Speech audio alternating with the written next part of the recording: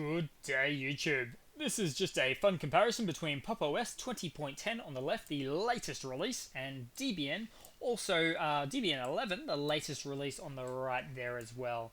So something to mention, Pop! OS is actually based off Ubuntu, which is in turn based off Debian. So that's an interesting little factoid there for you. Now the desktop environments are actually the same, so these might both be considered the default desktop environments for both of them, so the Gnome Desktop environment. And we can see that confirmed there by the little screen display there. So we are actually running on newer stuff for the for Pop! OS because it's sort of like bleeding edge in comparison to Debian, which is much more stable branch of the Linux community there, you could say. But GNOME 40.5 there, and the GNOME 3.38, if I can get my words out there.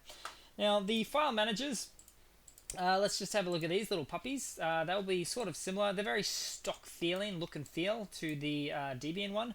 It hasn't been, I guess, optimized or stylized the way that Pop! OS has with its colors. So this just looks ugly to me. I really dislike it. But hey, and I'm really enjoying this one, what Pop! OS does there. So everybody's a winner. The applications menu, this is going to be all the same, but look, same but different. So it is a newer version on the left-hand side, but they've really done something different to it. So even newer versions of GNOME, for say Fedora and that sort of thing, they don't actually show the start menu this way, where they customize it and they put them into segments of sorts there, categorize it, option to create a new folder. I really like what Pop! OS is doing there, even though I'm just generally not a fan of the GNOME desktop environment in general there. Whereas on the right hand side we have kind of like an older GNOME look and feel there. We've got the activities, we click on it, we can go to switch to different workspaces if we want, and yeah, that's pretty much it. But you've also got the official like a dedicated workspaces button, which I think is pretty cool there for Pop! OS. Now, let's see, what else we got? So, under the hood, 5.15 kernel, latest and greatest Ubuntu, very much expected. Debian, 5.10, a little bit older, more stable branch, is what it is.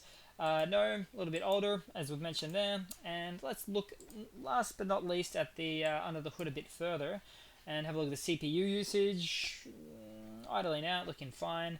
And this is where it really gets my goat here, because Pop! OS GNOME is running on about 1 GB of RAM on boot up. Huge, in fact 1.2, just so much. Whereas the GNOME, I guess you could call it default and older GNOME for Debian, is a little bit smaller, a lot smaller in fact, 400 megabytes difference you could say. In fact, 420 megabytes, is that? 30 megabytes. So 789 megabytes, that might be a bit too small or hard to see on the YouTube screen there, but yeah, certainly almost a half a gigabyte of RAM less for Debian.